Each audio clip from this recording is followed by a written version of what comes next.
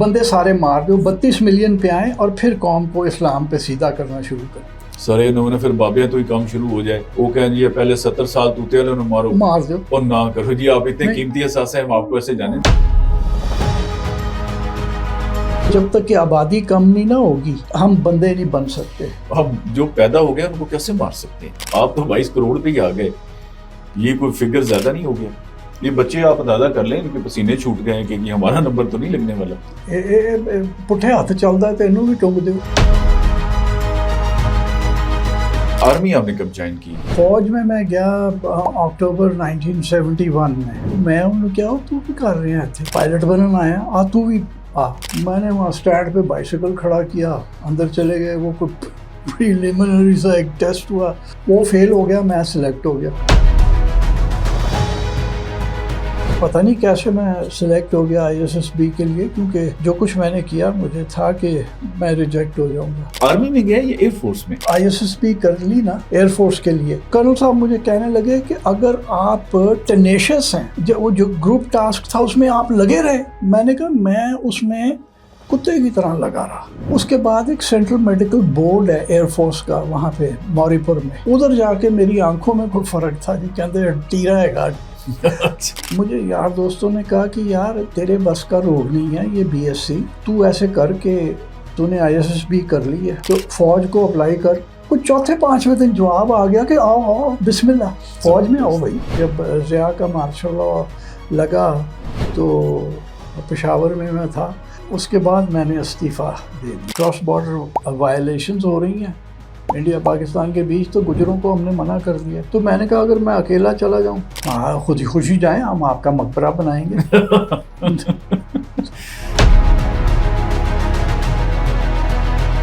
یہ سسٹم سے سنا ہے آپ کو بڑی مسائل ہیں, جو پاکستان کا نظام ہے آپ بڑے شاکی رہتے ہیں اس سے. ایک تو ہر جگہ لکھا ہے نو فوٹوگرافی. ان جاہلوں کو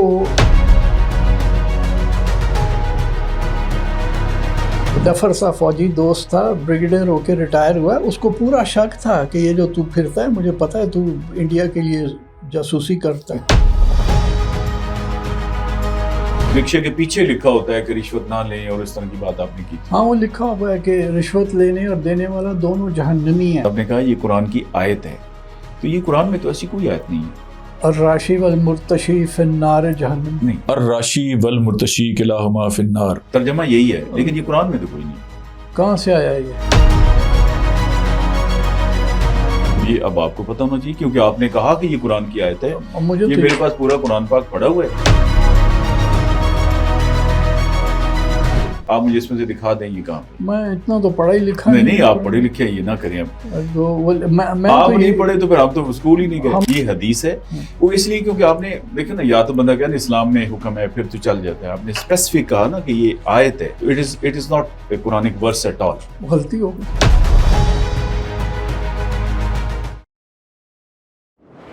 السلام علیکم, میرا نام رائے منظور ناصر ہے. آج ایک نئے پوڈ کاسٹ کے ساتھ حاضر خدمت ہیں. آج کے ہمارے مہمان جو ہیں وہ ایک بزرگ شخصیت ہیں, لیکن نوجوانوں سے بھی نوجوان ہیں. آپ ایک اسکالر ہیں, ٹریولر ہیں, رائٹر ہیں, بہت زبردست قسم کے ریسرچر ہیں اور بہت سارے لوگوں کو انفلوئنس کرتے ہیں. ہمارے آج کے مہمان ہیں جناب سلمان رشید صاحب. آپ بہت میڈیا پہ آتے رہتے ہیں, آپ کا ہم خوش آمدید کہتے ہیں. جی آپ کی مہربانی. نہیں, آپ کا بہت شکریہ. اچھا, یہاں سے بسم اللہ کرتے ہیں جی. کوئی مختصراً کہاں پیدا ہوئے, کب پیدا ہوئے, اور میٹرک تک تعلیم کہاں حاصل کی؟ میٹرک پہ ذرا بریک لگا کے پھر آگے چلیں گے.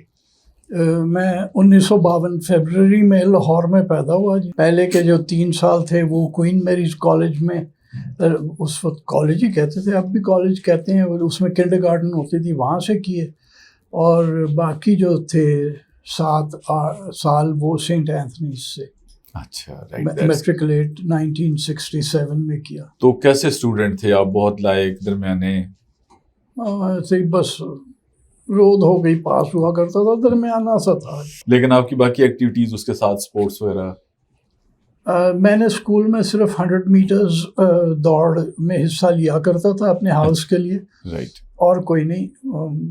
آپ کو میں اب پہلے ہی بتا دوں کہ پتہ نہیں بچپن سے ہی کچھ تھا کہ اکیلے ہر چیز کرنے کا شوق تھا, اس کسی کے سامنے نہیں. صحیح انٹروورٹ کہہ لیں. تو پھر آرمی آپ نے کب جوائن کی؟ فوج میں گیا اکتوبر 1971 میں. اس وقت میں گورنمنٹ کالج میں تھا BSc میں، جس کی کوئی امید نہیں تھی کہ میں BSc کبھی کر سکوں گا، کیونکہ زبردستی ابا انجینئر تھے، ان کا خیال تھا کہ میں بھی انجینئر بنوں. وہ کنسیو ہی نہیں کر سکتے تھے کہ ان کا بیٹا، وہ خود بڑے زبردست میتھمیٹیشین تھے، کمپیوٹر کی طرح ان کا دماغ چلتا تھا میتھمیٹکس میں، تو ان کا خیال تھا کہ میں بھی کوئی میتھمیٹیشین ہی ہوں گا. تو وہ انہوں نے مجھے بڑی کوشش کی، مار کے بھی بڑی کوشش کی کہ میں کسی طرح میتھ میں ٹھیک ہو جاؤں اور انجینئر بنوں. گورنمنٹ کالج میں بھی فزکس اور میتھس A and B کے ساتھ ڈبل میتھ جسے کہتے تھے، اس میں ایڈمیشن دلا دیا. مجھے کچھ پتہ نہیں ہوتا تھا کلاس میں کیا ہو رہا ہے. ایک دن بس اتفاق سے میں اس وقت یہ ایئر فورس کا جو تھا نا اپنا سلیکشن سینٹر ایبٹ روڈ پہ ہوتا تھا. جی میں بائیسیکل پہ ادھر سے جا رہا تھا تو ایک دوست باہر کھڑا تھا. تو میں انہوں نے کیا تو کی کر رہے ہیں تھے، کہندا پائلٹ بننا آیا تو بھی آ. میں نے وہاں اسٹینڈ پہ بائیسیکل کھڑا کیا، اندر چلے گئے. وہ کوئی پریلیمنری سا ایک ٹیسٹ ہوا، وہ فیل ہو گیا، میں سلیکٹ ہو گیا. اچھا GDP جی پائلٹ بننے کے لیے، لیکن یہ پریلیمنری تھا. اس کے بعد وہ ایک چھوٹا سا میڈیکل ایگزامینیشن ہوا، پھر ISSB کے لیے ہم گئے.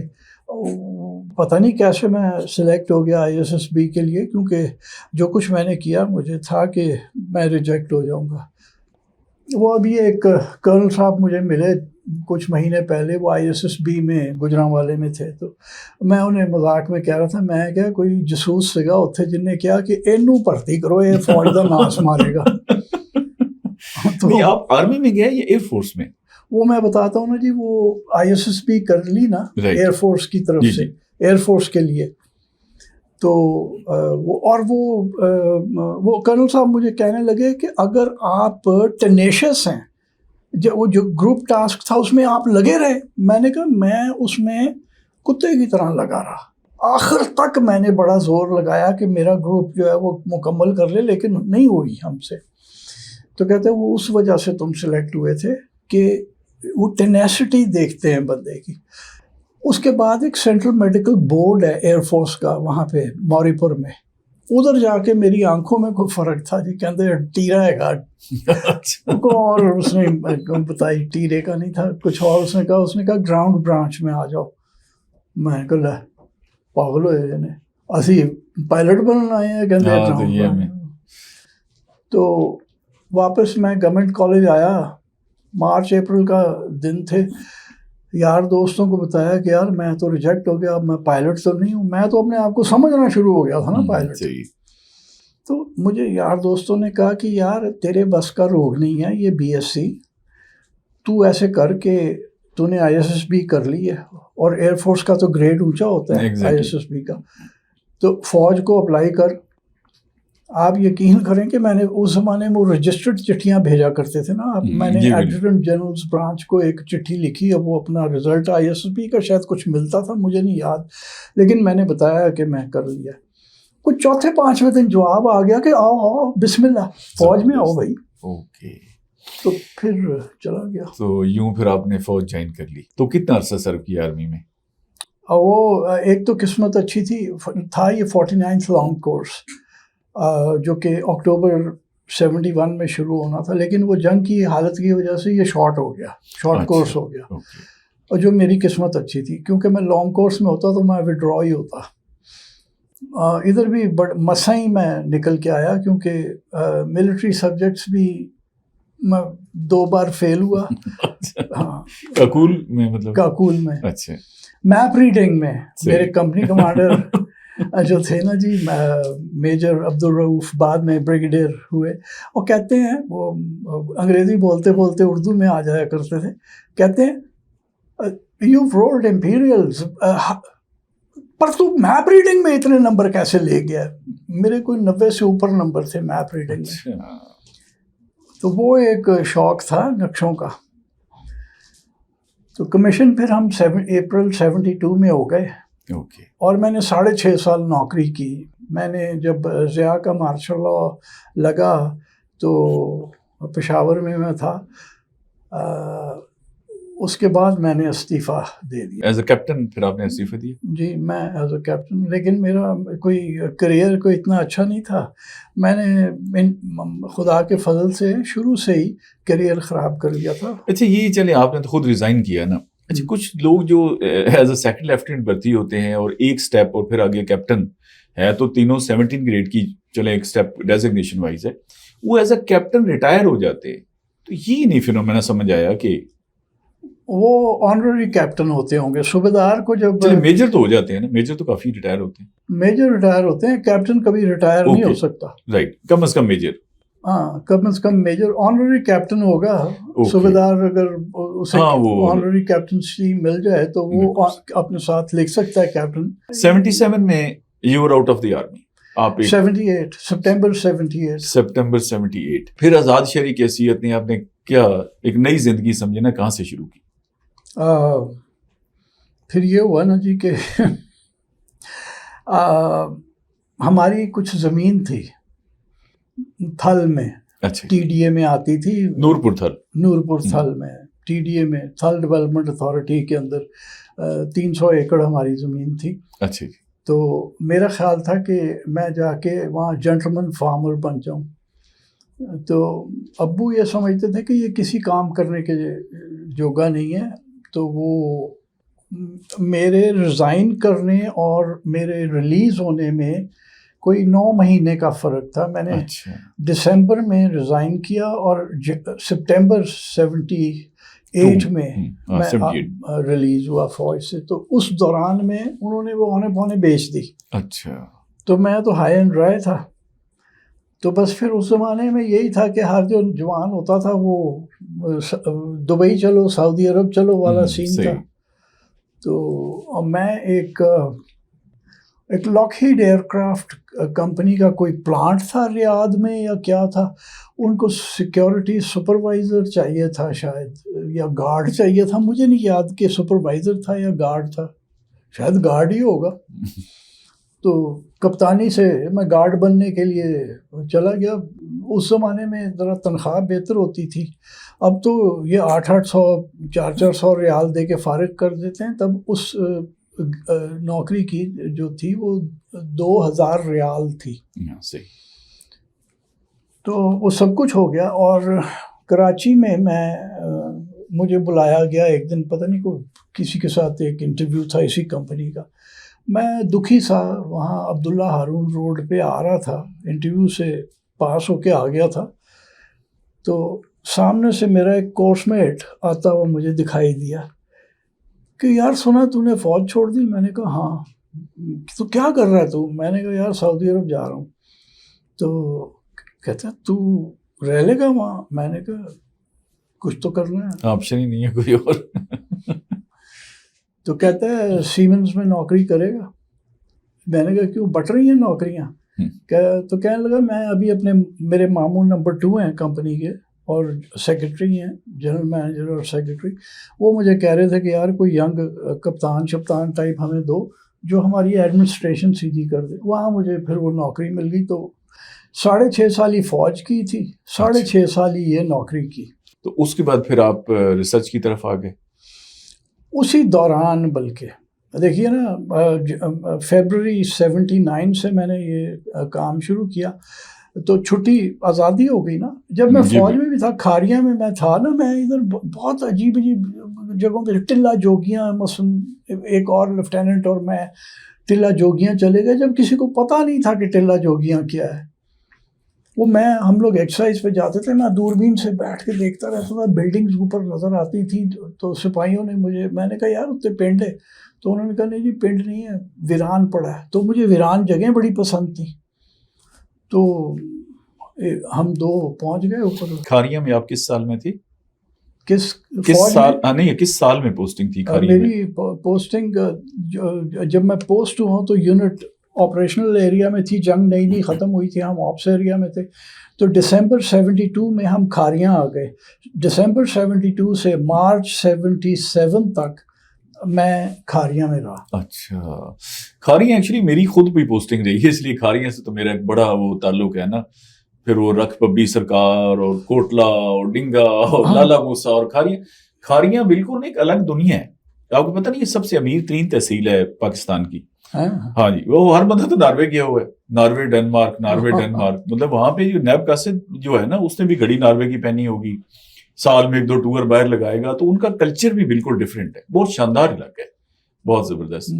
6 سال پھر آپ ادھر رہے، 7 سال اس کے بعد یعنی کوئی 85 تک ہم پہنچ گیا نا ابھی. 77 ہو گیا. ہاں نہیں 77 کے بعد پھر آپ پرائیویٹ میں آ گئے نا. نہیں 77 میں اپنی یونٹ سے ایڈورس رپورٹ لے کے ایک اور یونٹ میں پوسٹ ہو گیا. صحیح. وہ پشاور میں تھی، لیکن وہ جو کیڑا تھا نا وہ کھاریاں میں ہی شروع تھا. میرے سپاہی بھی مجھے کہتے رہتے تھے کہ جیسے کھاریاں کی باولی جسے اب ریسٹور کر دیا گیا، یہ میں 1973 میں دیکھی تھی پہلی بار. میرا ایک سپاہی ایک دن آئے کہتا سر تسی لبدے رہندے ہو پرانیاں چیزاں، وہ خوب ہی گئے تھے.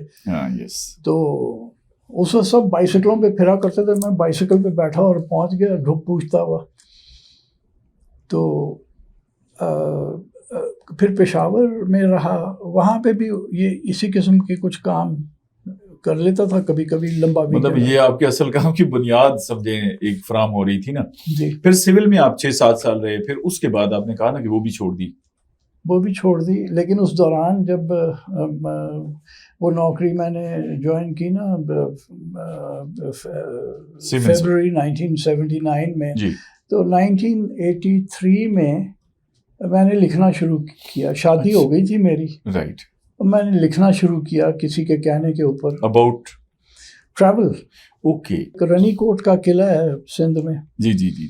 وہ مجھے کسی نے 1980 میں کہا، جب میں کراچی میں سال ہوا تھا مجھے لاہور سے آئے ہوئے ایک صاحب کہنے لگے یار سنا یہاں ایک بہت بڑا قلعہ ہے جو دیوار چین کی طرح ہے. صحیح. اور اس کے وہ اپنا وہاں ایک پیٹریفائڈ فارسٹ بھی ہے. تو میرے ذہن میں آئے کہ لمبے لمبے پیڑ ہوں گے اور لکڑی بن چکے ہوں گے، پتھر بن چکے ہوں گے. وہ میں نے کہا میں جا رہا ہوں. تو دفتر میں ایک نوجوان اور تھا، وہ بیچارہ بعد میں فوت ہو گیا. وہ کہتا ہے میں بھی چلاں گا. اچھا. تو ہم دونوں اس وقت ٹرینیں چلا کرتی تھیں، ہم دونوں پوچھ پاچھ کے کہ کہاں سے جانا ہے. ہم ٹرین پہ بیٹھ کے، جو کراچی سے پیسنجر ٹرین لاڑکانہ جاتی تھی اس پہ ہم بیٹھ گئے، اور رات کو وہاں سے 7 بجے چلتی تھی کراچی سے، کوئی 12-1 بجے وہ سن ریلوے اسٹیشن پہ آپ کو اتارتی تھی. اچھا. الیگزینڈر برنز جو کہ ایک ایکسپلورر تھا جس نے دریائے سندھ ایکسپلور کیا تھا انگریزوں کے لیے، ایسٹ انڈیا کمپنی کے لیے، اس کی کتاب میں لکھا تھا کہ وہ 7 میل دور ہے. رنا کا کوٹ سن سے 7 میل دور ہے. نیا فوج سے نکلا تھا. میں نے کہا 7 میل سوا گھنٹے کی مار ہے، کیونکہ ایک انفنٹری کا سپاہی اتنا چل لیتا ہے. صحیح کہہ رہے ہیں. 4 miles an hour چلتا ہے نا، 6 kilometers an hour. اور میں نے کہا 1.5 گھنٹے میں وہ رل گئے، رات پڑ گئی. پھر مڑ بھی ہم پہلے ہی لیے کیونکہ وہ یہ تھا. لیکن وہ میں اتنی دفعہ رنی کوٹ گیا کہ مجھے پھر کہا گیا کہ اس پہ ہمیں لکھ دو. تو پاکستان ٹورزم ڈیولپمنٹ کارپوریشن نے کہا، تو وہ لکھا. پھر PIA کے ہم سفر کے لیے لکھا. ماشاءاللہ. وہ میں ہمیشہ کہتا ہوں کہ لوگ تو بڑا لمبا سفر کر کے ہم سفر تک پہنچتے ہیں، میں اوپر سے سفر کر کے پھر اخبار میں آیا. زبردست. نہیں بڑا پریسٹیجیس تھا ہم سفر جو ہے نا، it was very very prestigious. کوئی شک نہیں. PIA اس وقت بڑے عروج پہ تھی، ظاہر اس سے الائڈ چیزیں بھی اسی طرح سے تھیں. تو سروس چھوڑنے کے بعد پھر آپ نے فل ٹائم آگے پڑھائی کی یا ریسرچ کیا یا کیا؟ یعنی آپ یہاں تک کیسے کندن والا کام کیسے ہوا؟ جب میں نوکری کر رہا تھا نا، جی شکر ہے سیل فون نہیں ایجاد ہوئے تھے اس وقت. میرے پاس ایک چھکڑا سی کار تھی، میں نے وہ خرید لی تھی پہلے سال میں ہی سروس کے. تو وہ کسی کام سے میں نے جانا، تو پہلے تو مجھے دیکھیے میں کون سی کوئی ریسرچ اسکول میں، تو ہم اس زمانے میں، اب تو بچے بڑی ریسرچ کرنا سیکھ جاتے ہیں، ہمارے زمانے میں نہیں تھا. پھر BSc بھی مطلب کر کیا رہا تھا، میں رول رہا تھا وہاں. تو کوئی پتہ نہیں تھا کہ کیا ہوتی ہے ریسرچ. تو کسی سے پوچھا کہ یار میں پڑھنا چاہتا ہوں فلاں چیز کے بارے میں, تو کسی نے مجھے سامنے وہ آرکائیوز کا دفتر تھا ادھر بھیج دیا. وہاں سب نے میرا جو کلرک ٹائپ بیٹھے ہوئے تھے نا, انہوں نے مجھے کہا چل بیٹا ادھر چاہیے ادھر. ایک صاحب پرے بیٹھے ہوئے تھے بزرگ سے, ذرا مجھے کہتے ہیں ارے میاں یہاں آؤ, ہمارے پاس آؤ, کیا چاہیے کیا ہے تمہیں؟ میں نے کہا جی میں یہ ڈھونڈنا چاہتا ہوں. تو مجھے کہنے لگے کہ بلوچ کالونی کے چوک میں فلاں جگہ ایک الآصف بلڈنگ شاید تھی, اس میں ڈپارٹمنٹ آف آرکیالوجی کی لائبریری ہے, تم وہاں جاؤ. اچھا. اور میں وہاں گیا ہوں نا جی, تو میں پاگل ہو گیا. آپ یقین کریں کہ میں نے اس طرح پڑھا, دفتر سے میں پھٹتا تھا, اور یہ میں کوئی سرکاری کام دفتر کا کام لے کے جاتا تھا, وہ کام شام بھاڑ میں سیدھا لائبریری جاتا تھا. وہاں جب تک کہ وہ مجھے دھکے دے کے باہر نہیں نہ نکالتے تھے, میں پڑھتا تھا اور سپیڈ ریڈنگ کر رہا تھا. اور میرا خیال ہے کہ میں نے اگلے 5 سال میں کوئی 2000 کتابیں وہاں پہ پڑھ لیں. وہ میرا الما میٹر تھا, وہ میری تعلیم کا شروع تھی وہ لائبریری. کوئی ڈگری شگری نہیں, وہ وہاں سے شروع ہوا کا. تو پھر آپ نے پریکٹیکل اس کے بعد سفر کرنا شروع کیا اس اینگل سے کہ میں نے سفر نامے لکھنے ہیں. خالد احمد مرحوم ایک بار ہم پتہ نہیں کہیں کسی محفل میں تھے یا ٹیلی ویژن پہ تھے, مجھے یاد نہیں ہے, وہ انہوں نے کہا کہ اس کی سب سے اچھی بات یہ ہے کہ یہ جو پڑھتا ہے نا یہ پھر وہ دیکھنے جاتا ہے, اس لیے یہ ٹریول رائٹر اچھا ہے. تو میں جو پڑھ رہا تھا اس میں پوسٹین, پوٹنجر, برنز, دونوں بھائی الیگزینڈر اور جیمز برنز, دونوں کی کتابیں, مطلب میں نے کچھ نہیں چھوڑا اس لائبریری میں جو سندھ کے بارے میں تھا. تو وہ میں پھر ہر جگہ جایا کرتا تھا, وہ اپنے چھکڑے پہ بیٹھ کے جایا کرتا تھا. کہیں اگر وہ پھنس جاتا تھا, اور پھنس بھی گیا کئی بار ریت روت میں, تو میں وہیں چھوڑ کے تالا لگا کے پیدل چلا جایا کرتا تھا. جوانی تھی, تھکنے کا کوئی چکر ہی نہیں تھا. صحیح. پھر فوج کی ٹریننگ بھی ظاہر بڑے اس میں میٹر کرتی ہے. وہ ہے, آپ پہلے بھی ریس لگاتے تھے, وہ بھی ایک قسم کی. بالکل. تو زیادہ آپ نے کن ایریاز کو فوکس کیا؟ چترال کا میں نے آپ کا دیکھا ہے کہ پوڈ کاسٹ کے چترال پہ آپ نے بہت کیا ہے کام, اور کن ایریاز میں؟ میں شروع سندھ سے ہوا. اچھا, سندھ سے. اوکے. پھر چونکہ ایک شوق بھی تھا کہ پہاڑ بھی دیکھے جائیں, تو شروع بھی میں کھیرتھر کے پہاڑوں سے ہوا جو سندھ اور بلوچستان کے بیچ ہیں. صحیح. اور پھر میں پہلی بار جو اوپر کے پہاڑوں میں گیا تو وہ 1986 میں چترال گیا. اچھا. چترال اب بھی جانا بڑا مشکل کام ہے, لیکن اس وقت تو بہت ہی مشکل کام تھا. میرے پاس ایک موٹر سائیکل بھی تھا. اچھا. جیسی کار تھی ویسا ہی موٹر سائیکل بھی تھا, تھکا ہوا. یعنی وہ جب یہ جو سوری قطع معافی جو ایسے لوگ کام کرتے ہیں نا ایکسپلورر, ان کے پاس اس طرح کی چیزیں ہوتی ہیں. وہ لواری پاس پہ چڑھانے کے لیے اس موٹر سائیکل کو مجھے ساتھ گھسیٹنا پڑا اتر کے, گیئر لگا کے نا اسے چڑھانا پڑا, کیونکہ اوپر ایک جگہ پہنچ کے وہ تھک گیا. کوئی 9000 آپ نے اس کو سپورٹ کیا. بالکل. گلگت بلتستان میں بھی آپ نے کیا ہے کام؟ جی کافی. اچھا, کس علاقے میں؟ دیکھیے میں نے بلتستان میں میں نے لمبا ٹریورس کیا تھا. میں کاغان سے شروع ہوا تھا. اچھا. اصل میں تو کشمیر سے شروع ہونا تھا, وہ گجروں کے ساتھ میں نے دیوسائی جانا تھا, اور وہاں سے پھر آگے اسکردو. تو جب میں مظفر آباد میں تھا, میرا خیال ہے ڈپٹی کمشنر کا نام ظفر اقبال تھا. یہ بات ہے 90 کی. اچھا. مئی 90 کی. سینس آف ہیومر بندے کا بڑا شارپ تھا. میں نے کہا جی وہ میں نے جانا ہے, تو وہ گجر مجھے نظر نہیں آ رہے. تو کہنے لگے کہ گجر تو اس سال یہاں سے نہیں, کیونکہ کراس بارڈر وائلیشنز ہو رہی ہیں انڈیا پاکستان کے بیچ, تو گجروں کو ہم نے منع کر دیا. تو میں نے کہا اگر میں اکیلا چلا جاؤں, ہاں خود ہی خوشی جائیں, ہم آپ کا مقبرہ بنائیں گے.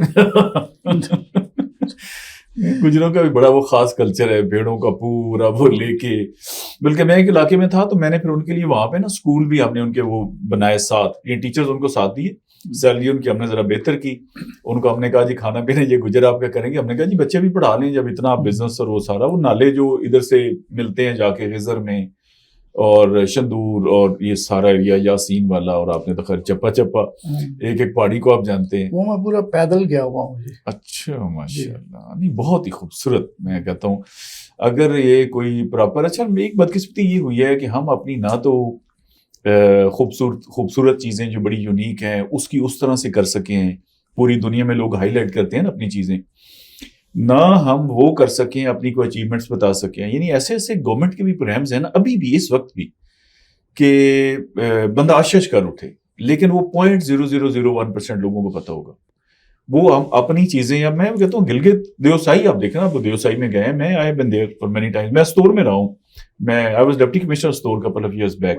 اچھا, تو وہ پھر دیکھیں نا, مطلب بندہ وہاں جا کے گم ہو جاتا ہے. یعنی آپ اب اگر دیکھیں نا کوئی 2-4 لاکھ کی ہم ٹکٹ لیں, کوئی 50-60 لاکھ خرچہ, 1 کروڑ کا خرچہ کریں, اور یہ جگہ کسی اور بر اعظم میں ہوتی تو ہم کہتے ہیں یار کمال ہے, ٹھیک ہے نا. وہ میں نے کچھ میڈیا کے دوستوں کو انوائٹ کیا ادھر, آپ بلیو کریں اس کے بعد ہر پروگرام میں استور اور مارخور, بلکہ وہ جب آئے کھانے پہ نا تو ان کی بچی ساتھ تھی, تو میں نے کہا بچے بات سنیں, یہ باقی ٹھیک ہے اب جو مرضی کھائیں, یہ جو ڈونگا ہے نا یہ ہم مارخور کا, تو میں نے کہا یہ 1.5-2 کروڑ کا بکرا ہے, تو ایک بوٹی سمجھے 80-90 ہزار کی. دیکھیں نا ٹراؤٹ جس طرح کی, اب آپ نے تو دیکھی ہوگی ہے یاسین والے علاقے میں, آگے رتو والے میں آپ چلے جائیں, مطلب اللہ تعالیٰ نے, میں کہتا ہوں بھائی انسان بس جا کے ہی پتہ لگتا ہے کیا چیز ہے.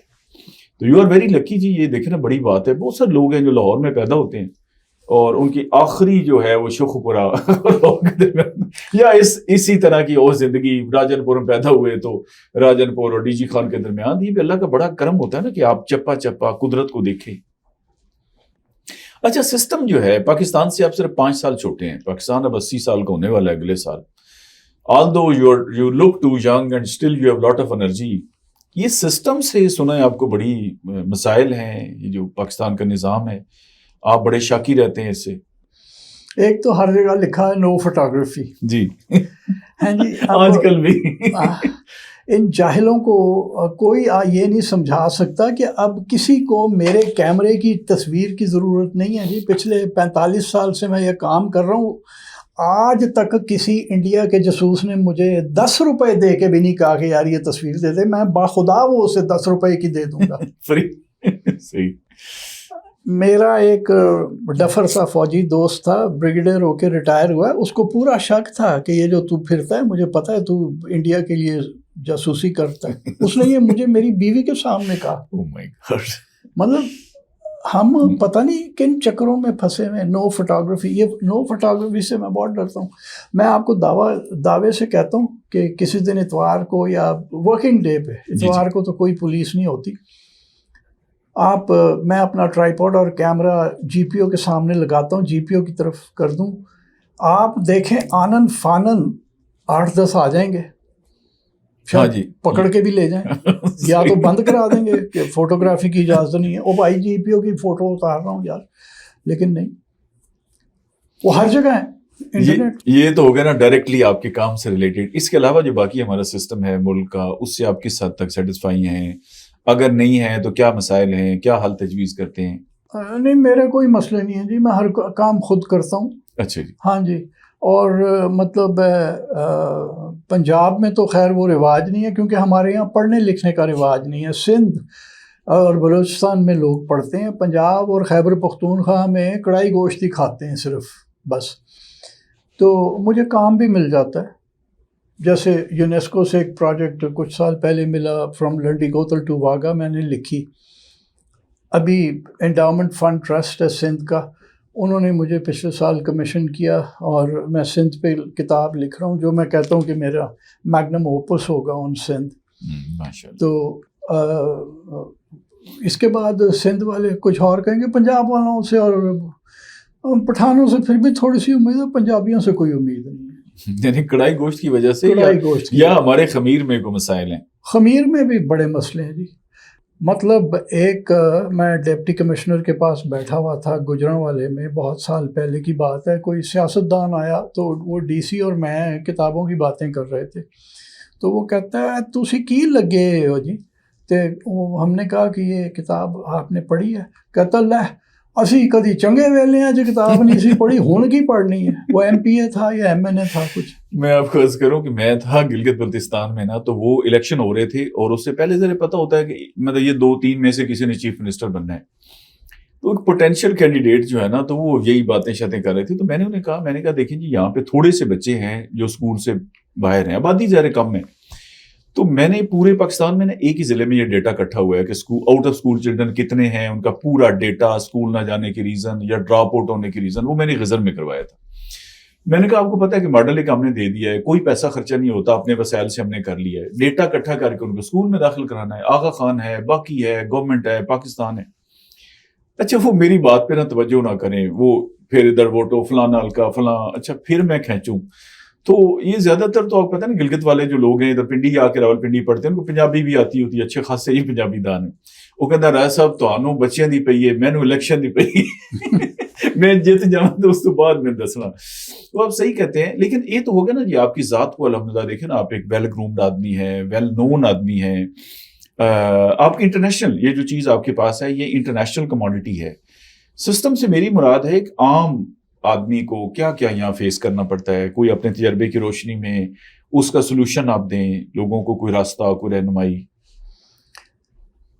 میں نے آج تک کسی کو کوئی راستہ یا رہنمائی نہیں دی جی. آج دکھائی دیں پھر تھوڑا بہت تو دکھائیں. مجھے دینا ہی نہیں آتا. نہیں آتا کیوں نہیں؟ اتنے دنیا آپ نے دیکھی، کہتے ہیں فلاں بندہ کو 2 ضلع پھرا ہے، تو آپ نے تو دیکھا نا چپا چپا ایسے. اور تو میں تو خود ہی ٹکرے مار مار کے پھرا ہوں نا. میں ہر ایک سے زیادہ تجربہ ہے نا، یہ زیادہ رچ ایکسپیرینس ہے. میں یہی کہتا ہوں ہر ایک سے کہ بھائی نکل جاؤ اور خود تجربہ کرو کہ کیا ہے. یہ ہمارے یہاں وہ رواج نہیں ہے نا، وہ انڈیویجولزم نہیں ہے ہمارے اندر کہ ہم خود نکل جائیں. یہ بڑے حوصلے کا کام ہے نا جی. دیکھیں نا انسان نارملی گروپس میں جاتا ہے، پروٹیکشن لے کے جاتا ہے. وہ جو آپ کے اندر ایک شروع سے تھی نا کہ میں نے اکیلے نے کام کرنا ہے، یہ بڑے کم لوگ ہوتے ہیں. وہ دیکھیں یا تو آپ نے یہ کام کیا اتنا حوصلے کا، یا پھر دلہن کرتی ہے. وہ کہتے ہیں نا 500-600 بندہ جاتا ہے بارات لے کر، وہ اکیلی آتی ہے کہ میں نپٹ لوں گی، کوئی مسئلہ نہیں. اچھا سر بچے کتنے ہیں آپ کے اور کیا کرتے ہیں؟ نہیں ہے. شادی ہوئی آپ کی؟ تو بچے مطلب ہوئے نہیں؟ اچھا چلو اللہ تعالیٰ انشاءاللہ، اس میں اللہ تعالیٰ کی بہتری ہوتی ہے ہر کام میں، اللہ تعالیٰ جو کرتا ہے. تو کوئی پڑھا رہے ہیں آج کل آپ کہیں کہ مختلف اداروں میں لیکچر بھی دیتے ہیں؟ کوئی بلا لے تو لیکچر دے دیتا ہوں. 1.5 سال میں نے ایک لاہور گرامر اسکول کی ایک برانچ میں پڑھایا. اچھا ماشاء اللہ. 8ویں کی بچیوں کو اسپوکن پنجابی. اچھا اسپوکن پنجابی جی. اور 10ویں اور 11ویں کی بچیوں کو کریٹیکل تھنکنگ. پھر یہ ذرا گھر میں کچھ کام کرانا تھا، سولر بجلی لگوانی تھی. اچھا. تو اس سیلری میں تو نہیں ہونی تھی، تو پھر وہاں سے چھوڑ دیا. کچھ این جی اوز ہیں 1-2 جن کے میں کام کرتا ہوں، ان سے کام لیا. اور یہ کتاب کی بات شروع ہو گئی سندھ گورنمنٹ کے ساتھ، انڈاؤمنٹ فنڈ ٹرسٹ کے ساتھ. تو اب مجھے انہوں نے کہا ہے پھر آنے کو اگست میں، تو دیکھیں. لیکن میں نے کہا تھا کہ جب تک کتاب ختم نہیں میں لکھ نہیں لوں گا اور مینuscript بھیج نہیں دوں گا. میں نے اپنے آپ کو اپنے اسٹڈی کی قید سے نہیں نکالنا. میں نے ایکچولی اپنے آپ کو قید کیا ہوا ہے وہاں. اچھا ماشاء اللہ. تو یہ آپ ڈائریکٹ ٹائپنگ کرتے ہیں یا ہاتھ سے لکھتے ہیں اور پھر ٹائپسٹ؟ کی بورڈ پہ خود لکھتا ہوں. اچھا ماشاء اللہ. مطلب ادھر منہ کر کے جو ٹائپنگ ہے وہ والی کر لیتے ہیں یا دیکھ کے؟ نہیں وہ میں باہر میرے سامنے کھڑکی ہے، سبزہ نظر آ رہا ہوتا ہے میرے لان. یہ اصل یہ ٹائپنگ ہے نا جو آپ کر رہے ہیں. تو کتنی سپیڈ ہوگی آپ کی ویسے انگلیاں؟ وہ جو اسپرٹس آتے ہیں نا جی اس میں 100 ورڈز پر منٹ ہے تقریباً. ہاں نہیں 100 ورڈز تو اس سے بہت زبردست سپیڈ ہے کریکشن کے ساتھ. اور دیکھیں اس سے آپ کا ٹائم بڑا سیو ہوتا ہے، بہت زیادہ ٹائم. بھی ہمارے آفیسر بیٹھے ہوتے ہیں سارا دن، یار اسٹینو نہیں آیا ان کی کریے ایک لیٹر. اچھا پھر وہ یہ ہے کوئی آپ کا کانفیڈینشیل ہے، اسٹینو کو بلانا ہے، پہلے اس کے ترلے کرنے ہیں یار کسی نے دسنا نہیں. وہ میں سب کو کہتا ہوں یار یہ 26 الفابیٹس ہیں، یہ آپ 3 دن میں ٹائپنگ سیکھ سکتے ہیں. یہ سب کے لیے ایک میسج بھی ہے میری طرف سے. اچھا سپیڈ تو ظاہر ہے آپ کی SDF بننی ہے نا آپ کی پریکٹس سے، وہ آپ کسی ٹیبل پہ بھی کر سکتے ہیں.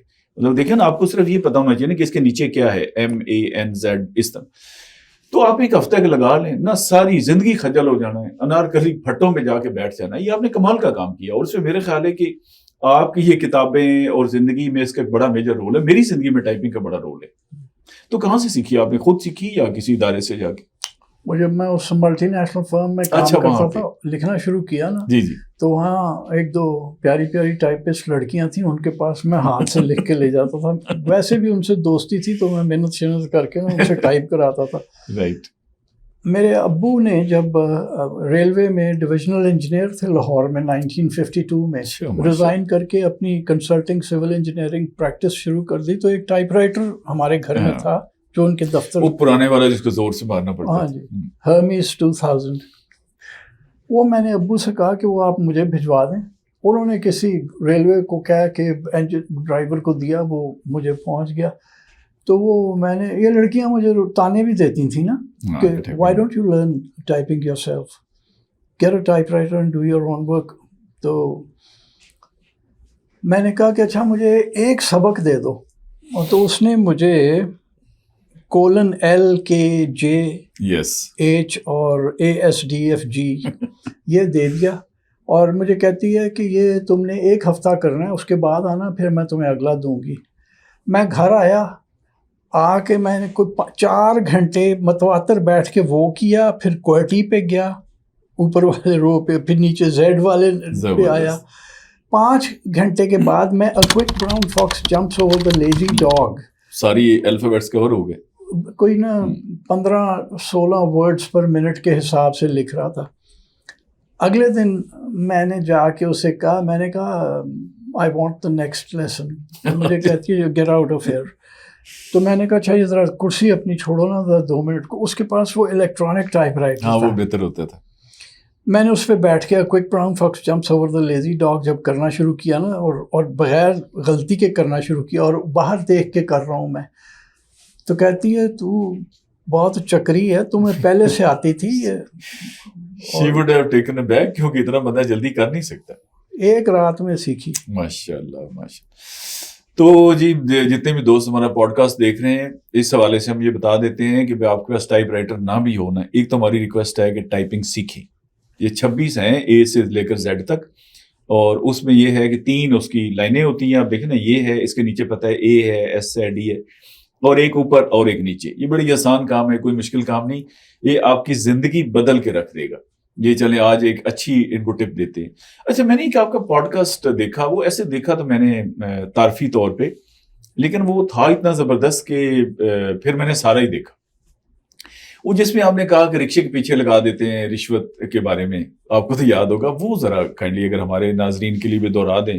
رکشے کے پیچھے لکھا ہوتا ہے کہ رشوت نہ لیں, اور اس طرح کی بات آپ نے کی تھی. ہاں, وہ لکھا ہوا ہے کہ رشوت لینے اور دینے والا دونوں جہنمی ہیں. جہنمی ہیں. تو کس کو پرواہ ہے جی, کدھر رشوت رکی ہے؟ سارے رشوت لے رہے ہیں. ٹریفک پولیس والوں کو میں لیتے ہوئے روز دیکھتا ہوں. ٹھیک ہے جی.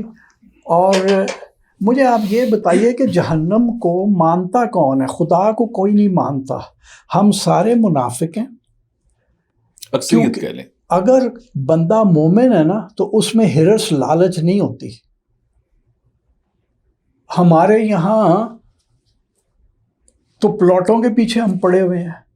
10-10 20-20 پلاٹ, کروڑوں روپیہ. اگر اب میں نام نہیں لینا چاہ رہا کہ وہ فنڈز کے کیا نام ہیں جن کا مجھے پتہ ہے, جو لوگوں کو ملتے ہیں, اور ویسے وہ اللہ رسول کی باتیں ہمیں سناتے الاپتے رہیں گے, بھاگ بھاگ کے نماز بھی پڑھنے گھسیں گے. لیکن جس طریقے سے وہ جو کچھ کر رہے ہیں وہ ایک مسلمان مومن نہیں کرتا. تو یہ سارا فراڈ ہے, یہ اسکیم ہے, یہ ہپوکریسی ہے, منافقت. رکشے کے پیچھے لکھ دینا کہ جی جہنمی. اچھا, اس میں آپ نے یہ فرمایا کہ رکشے کے پیچھے یہ جو لکھا ہوتا ہے نا رشوت دینے لینے والا, آپ نے کہا یہ قرآن کی آیت ہے. تو یہ قرآن میں تو ایسی کوئی آیت نہیں ہے. الراشی والمرتشی فی النار جہنم. نہیں, الراشی والمرتشی کلاہما فی النار, ترجمہ یہی ہے, لیکن یہ قرآن میں تو کوئی نہیں. کہاں سے آیا یہ اب آپ کو پتہ ہونا چاہیے, کیونکہ آپ نے کہا کہ یہ قرآن کی آیت ہے. یہ میرے پاس پورا قرآن پاک پڑھا ہوا ہے, آپ مجھے اس میں سے دکھا دیں یہ کہاں پہ. میں اتنا تو پڑھا ہی لکھا نہیں, آپ پڑھے لکھے یہ نہ کریں. آپ نہیں پڑھے تو پھر آپ تو اسکول ہی نہیں گئے. ہم نے تو بچپن سے یہی سنا تھا, القرآن نہیں, یہ حدیث ہے. یہ حدیث ہے. وہ اس لیے کیونکہ آپ نے دیکھا نا, یا تو بندہ کہا نا اسلام میں حکم ہے پھر تو چل جاتے ہیں, آپ نے اسپیسیفک کہا نا کہ یہ آیت ہے, تو it is not a Quranic verse at all. غلطی ہو گئی. ہاں, وہ اس لیے میں نے کہا چلے ایک اصلاح ہو جاتی ہے. باقی ترجمہ آپ نے ٹھیک کیا. اس کا 99% لوگ ترجمہ غلط کرتے ہیں. لوگ ترجمہ کرتے ہیں رشوت لینے والا اور دینے والا. آپ نے صحیح ترجمہ کیا کہ رشوت دینے والا اور لینے والا. اور راشی رشوت, آپ تو کل سعودیہ میں بھی رہے ہیں نا, ہمارا اردو میں الٹ ہوتا ہے نا, ہم راشی کہتے ہیں جو رشوت لیتا ہے, تو راشی تو رشوت وہ ہے راشی والمرتشی, رشوت دینے والا اور لینے والا, پہلے دے گا تو لے گا, وہ بات ٹھیک ہے. لیکن اچھا چلے ہم یہ کر لیتے ہیں, ایک آگاہی مہم بھی تو ہوتی ہے نا. مطلب دیکھیں نا, ایک ہے کہ ہم ان کو سزا دیں, جو رشوت لے سخت سزا دیں. ایک یہ ہے کہ ہم لوگوں کو بتانا, بچوں کو جا کے بڑوں کو, چلے رکشے پہ لگائیں, دیوار پہ لکھیں, ہم آپ کو ریکویسٹ کریں کہ اسکولوں کالجوں میں میڈیا پہ, تو اس میں کیا حرج ہے لوگوں کو بتانے میں بھئی یہ دوزخ کا کام ہے. اب کسی نے ماننا ہی نہیں ہے تو پھر کیا فائدہ ہے جی. نہیں ماننا کیوں نہیں. دیکھیں نا اب یہ آپ کی ٹائپنگ والی بات آج دیکھیں لوگ بہت سارے مان جائیں گے. اچھا یہ بات بہت سارے لوگ مان جائیں گے, پھر خود اب باہر نکلیں, ایکسپلور کریں, ہمت پکڑیں. مطلب لوگ ایسے ہی سیکھتے ہیں نا. اب دیکھیں نا, میں آپ سے کوئی 2-4 باتیں آج ضرور اس کو سارے کو میں ریکیپچولیٹ کروں گا کہ میں اپنی لائف میں آپ کی کوئی کون سی اچھی باتیں. تو سیکھنا کا عمل تو یہی ہے نا کہ کسی کتاب سے, کسی بزرگ سے, کسی جگہ سے دیکھ کے, پڑھ کے. دیکھیں ہوتا یہ ہے کہ گھروں میں تو ہم سب کام غلط کر رہے ہیں, ٹھیک ہے, بچے وہی غلط کام سیکھ رہے ہیں گھر میں. باپ الٹے ہاتھ پہ کار چلا رہا ہوتا ہے. میں جب بھی دیکھتا ہوں نا, جس نے بیچ میں ٹبر بھی پورا بچے بھی بٹھائے ہوتے ہیں, میں اسے کھلا ضرور دیتا ہوں کہ بچے بھی دیکھیں گے باپ کو کھلا ملا ہے. تو اور الٹے ہاتھ وہ آ رہا ہوگا, 60-70 لاکھ کی گاڑی لے لی ہے, لیکن 4 روپے کا پیٹرول خرچ کر کے 40 گز ادھر سے جا کے نہیں وہ دیکھے گا. جب آپ بچے کے سامنے یہ کر رہے ہیں وہ یہی سیکھے گا. اور پھر گھر میں بات بھی ہو رہی ہوگی کہ آج کچھ مال آ گیا, تو وہ معاشرہ ایسے نہیں ٹھیک ہوتا. مجھے نہیں پتا مغرب کیسے ٹھیک ہوا. جرمنی میں مثلا میرا خیال ہے جو سب سے ایماندار معاشرے ہیں وہ جرمنی, سویڈن, ناروے, یہ اسکینڈینیوین ملک اور جرمنی وغیرہ, یہاں پہ وہ نہیں ہوتا. اور وہ جو ایک سینس آف رسپانسبلٹی ہے وہ بھی زیادہ ہے. ہمارے یہاں کچھ بھی نہیں ہے. وہ کیسے سیکھنا ہے مجھے نہیں پتا, وہ کیسے سکھا ان کے بڑوں نے سکھایا ہوگا نا. اب دیکھیں ہم اردو بات کر رہے ہیں, ہم جاپانی میں یا چائنیز میں کیوں نہیں بات کر رہے, کیونکہ ہمارے بزرگوں کو یہی زبان آتی تھی, پنجابی یا جو ہم نے سیکھی. اچھا وہ دیکھیں نا, جو آپ جیسے بڑے بزرگ تھے انہوں نے لوگوں کو سکھایا بھی اخبار رکھ دیتے ہیں, بندے کے بیٹھنے کی ضرورت نہیں ہے, انڈے کے ساتھ نہیں ہے, وہ لوگ پیسے ڈالتے ہیں لے جاتے ہیں. ہم نے بچوں کو جب سکھایا یہ ہے, وہ اب والی بات ہے, وہ ابا جی کہتے ہیں چھوٹے بچے سے, بیٹا بیر بتاؤ کہ میں گھر پہ نہیں ہوں. کئی دفعہ بچہ یہ بھی پورا بتا دیتا ہے کہ یہ ابا جی کہہ رہے ہیں میں گھر پہ نہیں ہوں. ٹھیک ہے نا. منافق آپ نے کہا نا, منافق کی 3 یا 4 نشانیاں حدیث میں بتائی گئی ہیں کہ جب بولے جھوٹ بولے, امانت میں خیانت کرے, وعدہ پورا نہ کرے, تو الٹیمیٹلی وہ جھوٹ ہی بنتا ہے نا, سارا جھوٹ فراڈ.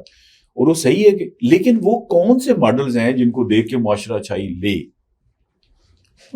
آپ کسی کو کہیں نا کہ جی جرمنی میں ایسے ہوتا ہے, اوے انہوں کی گل نہ کرو. یہ میں بہت دفعہ سن چکا ہوں کہ جرمنی میں نے زیادہ ذرا دیکھا ہے, ذرا لمبے وقت کے لیے رہا ہوں, کام کرنے کے لیے نہیں اور مقصد سے. تو وہ ٹرین وہاں پہ ٹائم پہ چلتی ہے. ادھر ٹرین اللہ کی مرضی سے لیٹ ہو رہی ہے, ادھر اللہ کی مرضی سے لیٹ ہو ہی نہیں سک رہی. تو یہ اس قسم کی باتیں جب بھی آپ کسی کو کہیں نا کہ نہیں وہاں ایسے نہیں ہوتا, اور نہیں انہوں کی گل نہ کرو, ہم اس طرح کر کے اس کو ٹال دیتے ہیں. ہم نہیں سیکھ سکتے. نہیں, اس کا مایوسی تو مطلب کسی طور بھی جائز نہیں ہے نا. مایوسی کفر بھی ہے اور ویسے بھی نہیں. اچھا ظاہر سی بات ہے, دیکھیں نا ایٹم بم تو گرا جاپان پہ, ہمارے پہ تو گرا کوئی نہیں. مطلب ایک ہی ملک ہے نا جہاں پہ ایٹم بم گرا اور وہ دوبارہ قدموں پہ کھڑے ہو گیا. آپ پتہ ہے جاپنیز کا قد بھی چھوٹا ہے, اب تو ماشاءاللہ اچھے قد کاٹ والے ہمارے لوگ ہیں, محنت کرتے ہیں, شارپ ہیں. میں کچھ عرصے جاپنیز کے ساتھ ہم تھے, ایک PM کا پروجیکٹ تھا اس میں, تو میں نے دیکھا ان کا دماغ بھی کوئی اتنا تیز نہیں ہے. آپ پتہ ہے 12 گھنٹے ان کا آفس ٹائمنگز ہے, وہ کہتے ہیں چلو ہولی لگے بھی رہے تو کر ہی لیں گے. اچھا محنت سے اور تدبر سے اور پلاننگ سے, اللہ تعالیٰ کے فضل و کرم سے, یہ چائنا دیکھ لیں 60-70 کروڑ بندہ انہوں نے غربت سے نکالا ہے. یہی نشے والی بھنگ پینے والی قوم تھی. تو مایوسی تو نہیں. تو سلوشن کیا ہے؟ مطلب ایک سلوشن یہ بھی ہے نا کہ اسلام کو نافذ کیا جائے. آپ کا میں نے سنا ہے کہ آپ کہتے ہیں کہ نماز روزے کی حد تک ٹھیک ہے، اسلامک سسٹم نہیں. یہ میں صحیح عرض کروں؟ یا اسلام نافذ ہو تو ٹھیک ہو جائے گا؟ اسلام کیسے نافذ ہوگا؟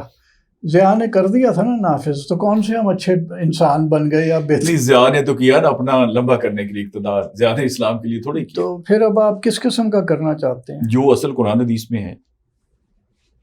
پتہ نہیں، یہ تو کسی اسکالر سے پوچھیے جی، اس کے اوپر تو نہیں آپ سے بڑا اسکالر کون ہے؟ کیونکہ دیکھیں نا ایسٹ ویسٹ سارے کو آپ جانتے ہیں. جو مدرسے کا اسکالر ہے نا، آنیسٹلی میں آپ کو بتا رہا ہوں، اس کا ویژن تو بالکل ایک خاص اس کے اندر ہے نا جو اس نے پڑھا ہے. آپ نے کہتے ہیں فلاں دنیا دیکھی ہے، پھر آپ نے یورپینس کی بکس پڑھی ہیں، ایکسپلور کیا ہے، لوگوں سے ملے ہیں، یونائٹڈ نیشنز تک، تو آپ بہتر بتا سکتے ہیں. نہیں تو جرمنی میں اسلام نافذ ہے جو سب ٹھیک ہو رہا ہے وہاں پہ؟ جرمنی میں پریکٹیکلی اسلام نافذ ہے. وہ کیسے؟ اسلام کہتا ہے ناپ تول میں کمی نہ کریں، وقت کی پابندی کریں، وعدہ خلافی نہ کریں، اچھا ایک دوسرے کی ہیلپ کریں. یہ جتنے ٹریڈس آپ لگاتے چلے جائیں یہ سارے کے سارے اسلامی ہیں. موئنجو دڑو 5000 سال زندہ رہا، جی بالکل. ایک شہر جی اسلام سے پہلے. 5000 سال بغیر ان چیزوں کے زندہ نہیں رہ سکتا کوئی بھی شہر. اتنی بڑی اتنی بڑی سویلائزیشن کہ جس کی پھڑیں میسوپوٹیمیا کے بادشاہ مارتے تھے کہ میں اس دیش کا بادشاہ ہوں جہاں پہ ملوحہ کی کشتیاں آ کے رکتی ہیں. وہ کون سے اسلام سے اتنے دیر چل گیا؟ جب الیگزینڈر ٹیکسلا میں آیا ہے نا، اسلام نہیں ابھی آیا ہوا تھا. تو وہاں اس کے ساتھ جو اس کے ڈائریسٹ اور رائٹرز تھے، انہوں نے کہا کہ جی یہاں لوگ جب آپس میں کوئی کاروبار کرتے ہیں تو لکھت پڑھت اور گواہ نہیں ہوتے، ورڈ آف ماؤتھ کے اوپر بات ہوتی ہے، اور ان کی کورٹس میں فراڈ کا کوئی کیس بھی نہیں ہے. جب لوگ گھر سے باہر جاتے ہیں تو بس کواڑ بند کرتے ہیں، تالے تولے نہیں لگاتے، کوئی نہیں، چوری کوئی نہیں ہے. اور یہ نہیں ہے کہ غربت نہیں ہے، اتنے غریب لوگ ہیں کہ وہ اپنی بیٹیوں کی شادی نہیں کرا سکتے. تو اگر وہ بیٹی ہے شادی کے قابل تو وہ 2 باکسنگ میچز ہوتے ہیں، جو جیت جاتا ہے اس کی بیٹی سے شادی ہو جاتی ہے. اسلام نہیں آیا ہوا تھا. نہیں، لیکن جب اسلام آ گیا، دیکھا نا، پہلے گھوڑے ہوتے تھے، اونٹ ہوتے تھے، خچر ہوتے تھے، پھر گاڑیاں آ گئیں. اچھا بندہ یہ تو کہہ سکتا ہے دیکھیں نا گاڑیاں نہیں تھی تو الیگزینڈر تو BC میں ایسے ہی نا 327 قبل مسیح، تو 2500 سال پرانی بات ہے، 2500 سال پرانی. بٹ ٹھیک ہے، اس نے گھوڑے پہ کر لیا، لیکن اب تو گھوڑے کی ضرورت نہیں ہے. مطلب ایک بات ایسے ہے کہ مثال کے طور پہ اسلام نے کہا کہ بھئی آپ یہ دائیں ہاتھ میں پکڑے. اٹلی کا ڈاکٹر بھی کہتا ہے دائیں ہاتھ میں پکڑے، ایک جرمن بھی کہتا ہے دائیں ہاتھ میں پکڑے. میں مثال دے رہا ہوں. ہمیں کیا ایسا مسئلہ ہے کہ ہم اسلام کی بات نہ مانیں اور ان 2 کو ہی ہم کوٹ کریں کہ جی یہ صحیح کہتے ہیں therefore یہ ٹھیک ہے؟ نہیں، آپ کہہ رہے ہیں کہ جی اسلام نافذ کر دیں گے تو ہم ٹھیک ہوں گے. میں کہہ رہا ہوں اسلام سے پہلے بھی ہم ٹھیک ہی تھے. صحیح ہے. نہیں پھر یہ خرابی کیسے آ گئی؟ کیسے ٹھیک کرے اس کو؟ اب تو دیکھیں ایک خراب ہو گیا نا سارا، ہر چیز الٹ پلٹ ہوئی پڑی ہے. عام کسی شہری سے آپ سروے کر لیں، وہ آپ کو بتائے گا کہ اس کے ساتھ ہوتی کیا ہے سارا دن. آپ کے بجلی کا بل غلط آ جائے نا، آپ کا آتا ہے 15,000، اب آ گیا 18 لاکھ.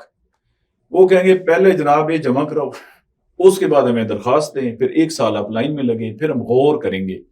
وہ جو 3-4 ٹرمینالوجیز ہیں نا، آپ بہتر سمجھتے ہیں جی انڈر پروسیس ہے، اس پہ کنسیڈر کر رہے ہیں، ٹھیک ہے نا جی. اچھا جی ریویو کر رہے ہیں فلانی. تو سسٹم اس وقت تو بالکل ہی شہری کو نہیں کر پا رہا نا، سیٹسفائی نہیں کر پا رہا. یوتھ ہماری بہت پریشان ہے. تو اس کا دیکھیں نا، کیونکہ ہم 97% مسلمان ہیں تو اسلام ہی بنتا ہے نا الٹیمیٹلی حل. پتہ کیا کریں، جب پاکستان بنا نا تو ویسٹ پاکستان کی آبادی تھی 32 ملین. جی بالکل. بندے سارے مار دو، 32 ملین پہ آئیں اور پھر قوم کو اسلام پہ سیدھا کرنا شروع کریں. سارے انہوں نے پھر بابے تو ہی کام شروع ہو جائے. وہ کہیں جی پہلے 70 سال توتے والوں نے مار دو اور نہ کرو جی آپ اتنے قیمتی اثاثے ہیں، ہم آپ کو ایسے جانے دیں گے؟ مار دیں. نہیں. لیکن آپ کے ذہن میں کیا ہے، کس بریکٹ کو مروانا چاہتے ہیں؟ تو پھر 22 کروڑ مارنا پڑے گا. 22 کروڑ مارنا پڑے گا. 3 کروڑ اب تھے یا 25 ہو گئے. ہاں تو 22 کروڑ وہ یہ نو 22 3 کو ہی مار دے.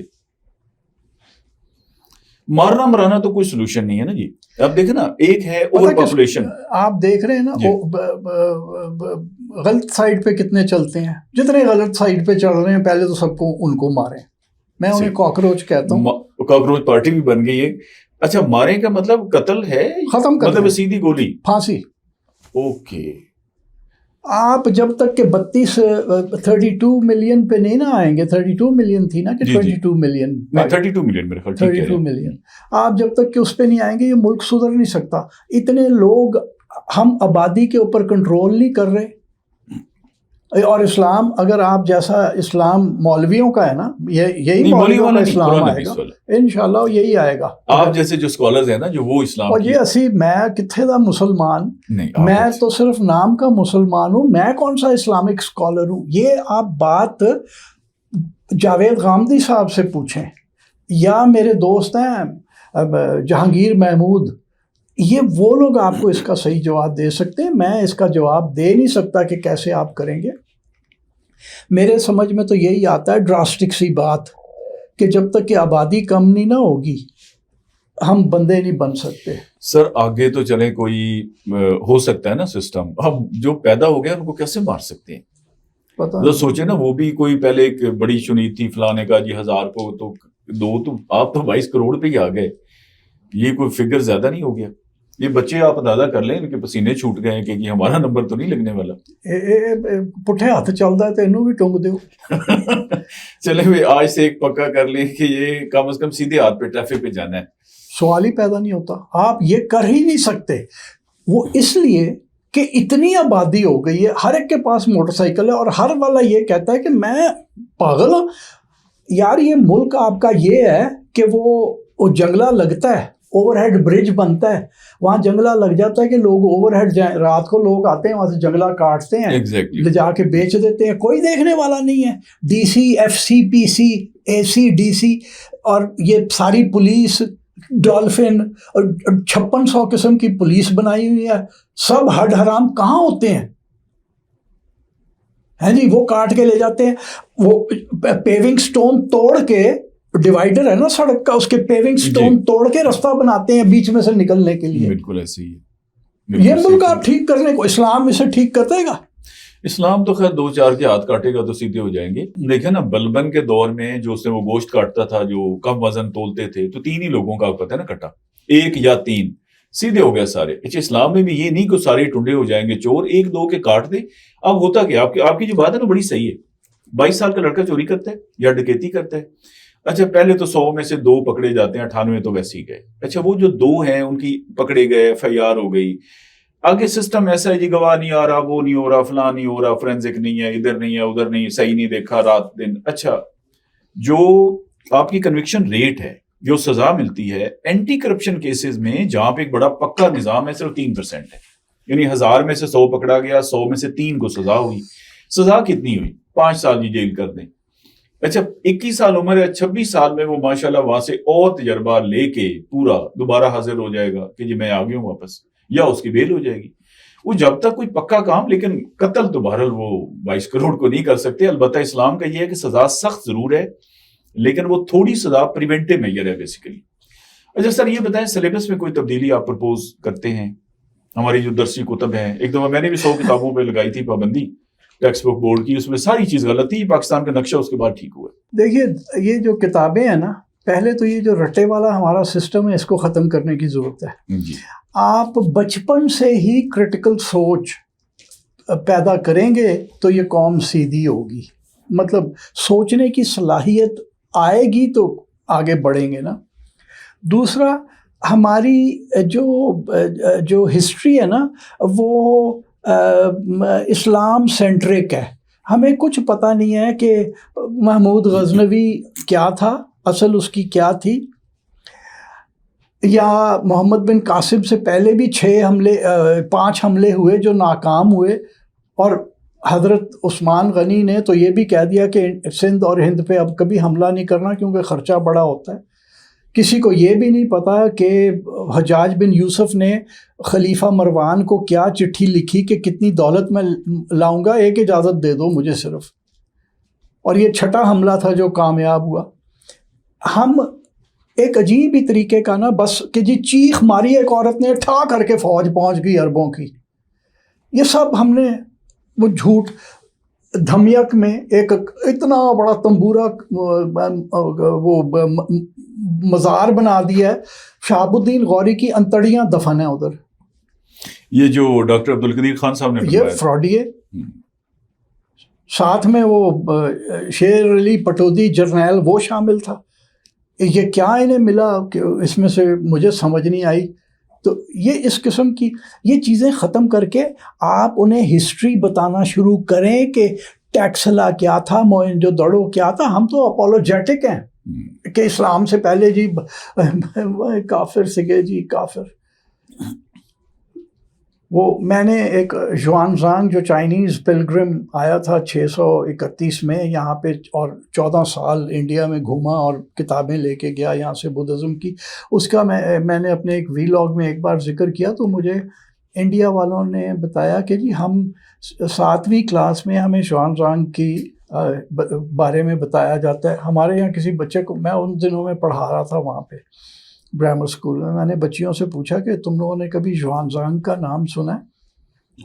کسی کو نہیں, کچھ بھی نہیں پتا تھا. میں نے 10ویں 11ویں کی بچیوں کو بھی پوچھا اور پھر میں نے 8ویں سے شروع کیا. میں نے انہیں جوان زانگ کی داستان سنانی شروع کی کہ وہ یہاں پہ آیا تھا کیا کرنے.